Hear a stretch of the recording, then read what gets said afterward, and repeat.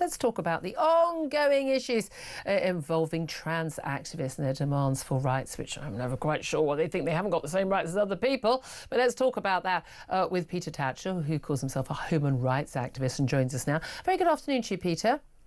Good afternoon. Thanks for joining us. What do you make, just first of all, before we tackle what's been going on with the Supreme Court ruling, as a result of the CAS review last year into treatment of children within the NHS who believe that they are transgender, plan now for the NHS to test all children who believe they are transgender for autism, also to talk to them about their sexuality, about whether they may in fact be gay or bisexual, rather than, as they believe, that they are born in the wrong body, but crucially to see whether they're on the autistic spectrum, given that the CAS review and many other research has shown that actually a huge number of children who believe that they are trans are actually on the autistic spectrum. What do you make of that? I think the holistic approach is definitely the way to go. And indeed, that has been the practice of many people working in this field already.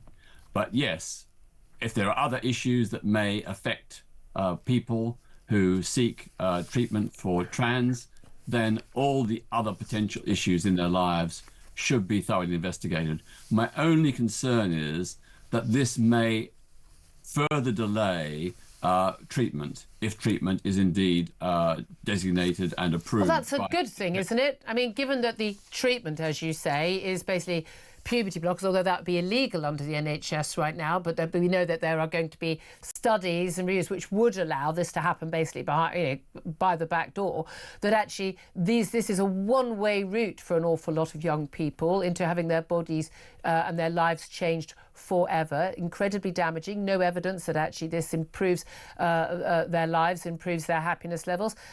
It should be delayed. And one of the issues at the Tavistock Centre, which was the main place this was happening before the CAS review, was that actually kids were, one appointment, second appointment, there you go, start on the puberty blockers, off you go.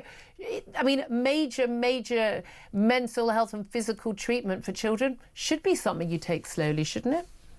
It is already taking very long time. The average wait for a first appointment for a trans person is 5 years. In some parts of the countries, it's 10 or 12 years for the first appointment. So no one is rushed into this process. Well, no, that's absolutely not true, because Peter, that's not true, because children were being seen. You had a long time to speak. Yes, I know, because that is what you're saying isn't true. Let me answer your question. The holistic approach is good, but I fear it's going to further delay a proper assessment and a decision whether it is appropriate to proceed to hormone treatment and others. When is it ever appropriate for a child to get hormone treatment? Let me also answer your other question. You are against puberty blockers for young kids. Well, the NHS... I'm against untried, untested medical treatment of children. Yes, I absolutely stand firm on that. Puberty blockers are tried and tested. And they're found to be damaging to children. And they're widely used on the NHS for non-trans children with precocious puberty. That is, young kids who have early stage... Needing medical treatment. Who have early stage puberty. They are prescribed puberty blockers and have been for many years, with safety and efficacy. Children needing medical treatment. There's no such thing as a trans child. Do you genuinely believe there are children born in the wrong body? I believe there are children who believe that they are not the... But they're not born in the wrong body, so they don't need to be treated for something that isn't actually real, do they? Well, they do if they are genuinely trans, which they are in 99% of cases. So what's that stat from? Sorry? Sorry? What's that? 99% of cases they're genuinely trans. Where's that stat from? What does it mean?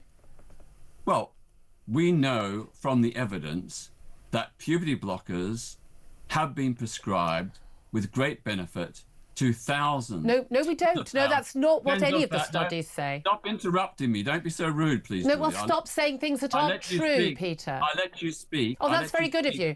Stop. When I say something untrue, feel free to jump in. Okay, well, I'm trying to. There have been hundreds of thousands of young people who've gone through trans treatments successfully and happily in dozens of countries around the world. There's no follow-up research at all. You can't make that statement. You have nothing to back that statement up for. There is no follow-up at all in most sex clinics, clinics treating kids for this. The clinics do follow-ups. They monitor. Did you read the CAS review? Did you actually read it? Yes, I did.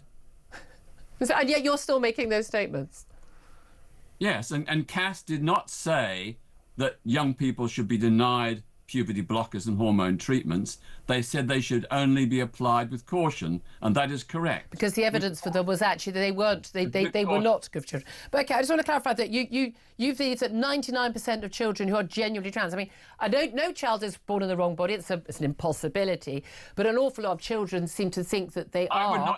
I would not use that phrase and have not used that phrase. Okay. So do not impose it upon. Children who think that they are, huge proportion of them are either turn out to be gay or autistic.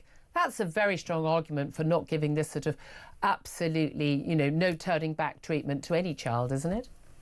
Well, absolutely. And that's why the process is currently, and has for many years, been very slow and arduous. No one is rushed. He goes to a clinic and gets treatment the next day or the next month. It's years and years. No, that's simply not true. That's simply not true. We know people that has happened to.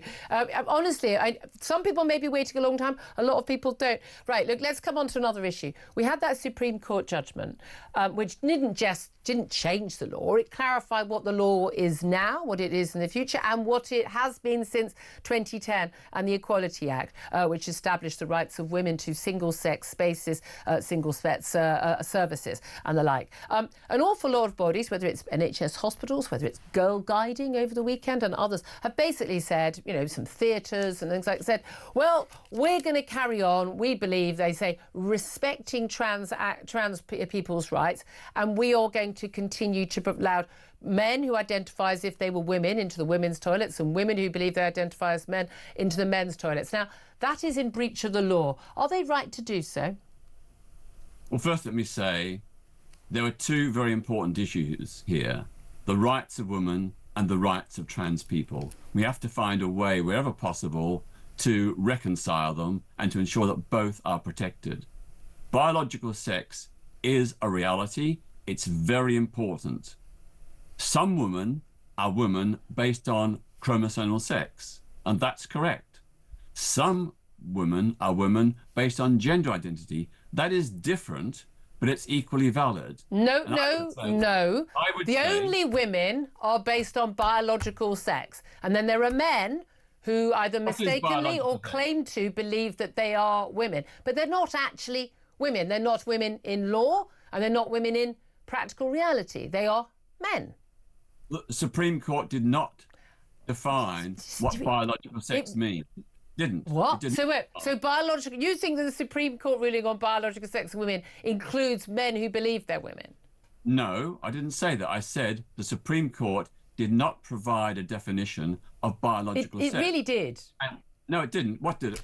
Tell me what. It was very, very clear about women being defined by their biological sex, and we know what the biological sex of a woman is. We know it's from her chromosomes. We know what a woman is, and we know what a man is.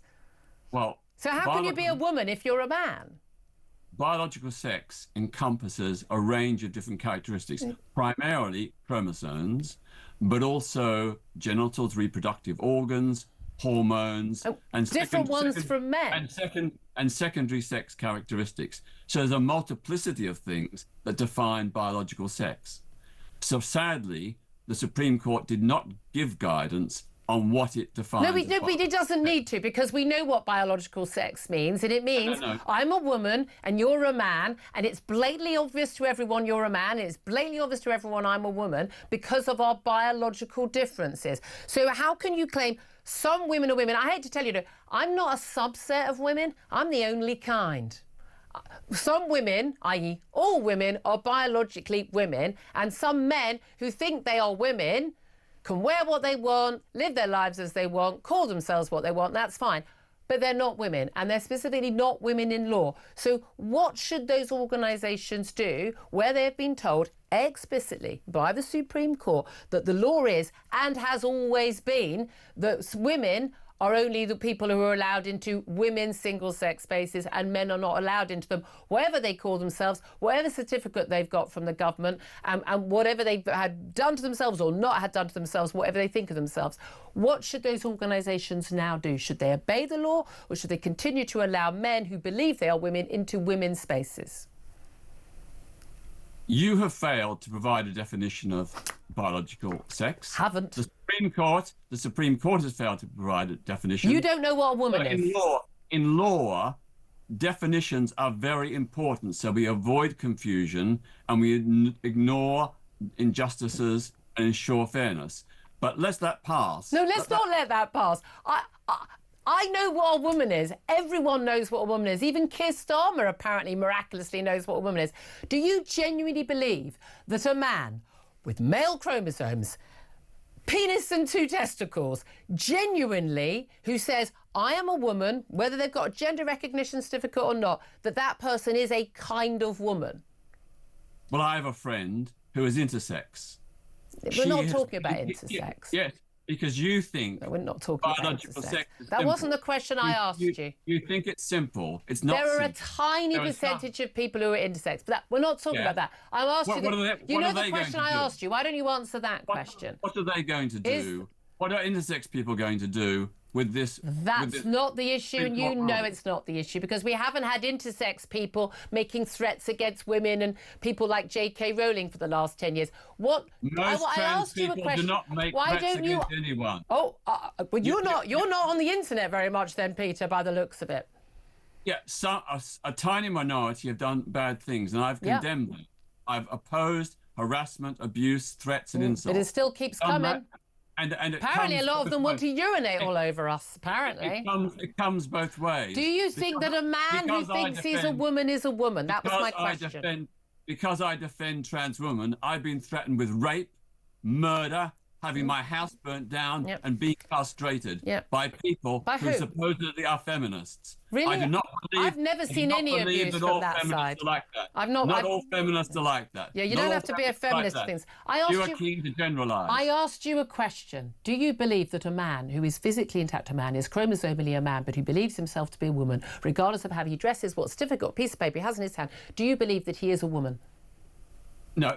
There are so why are we getting confused then? I explained at the beginning earlier, there are 2 different types of women. There aren't. One based on biological sex. You just so you do think he's a woman. Identity. So you do think he's a woman. If you stop interrupting me, I will explain. I've never been so badly and rudely treated by any interviewer before you, Julia. I because you won't answer my question. Do you think he's a woman? Yes is the answer. I respect you entirely. But I'm not going to be bullied by you and having you interrupting me when I'm trying to make a reasoned point. I've listened to you with courtesy and politeness. But you're not answering any of my questions. Is that man a woman? You're saying no, and then you say, but he is a kind of woman. So is he a woman or not? Yes or no? Trans women are trans women. Trans men are trans men. So he's not a woman? So he's not allowed in the bathroom of a woman then? Is it? In which case, that is the problem with the Supreme Court decision and its interpretation by the Equality and Human Rights Commission. They are saying that trans women cannot use the female toilet because they're men, and in certain circumstances they cannot use the men's facilities either. So where are they supposed to go? They didn't say that. They said you should use the toilets of your actual biological sex. They were they were very, very clear about that. They couldn't have been more explicit. Final attempt at this question. What should those bodies, hospitals, girl guides or whatever, what should they do in the wake of the Supreme Court ruling? Should they or should they not allow men, you call them trans women, but men into women's safe personal spaces? Yes or no? The Supreme Court has said that trans women must use women's toilets. No, they said the opposite. Can you imagine the shock of women going into the toilet and being confronted by a trans man? That's going to cause huge distress. And they've also said that trans women have to use men's toilets, which could put them at greater risk of robbery and rape. That is not a Oh, good yeah, decision. because women are at so much risk from being around men in the toilets. It's almost like there was a reason why women didn't want men in their toilets. We'll have to leave it. We're so over time. Peter Tatchell, human rights activist, do come on again. Honestly, I only interrupt if someone says something that's not true or I don't get an answer to the question I've asked.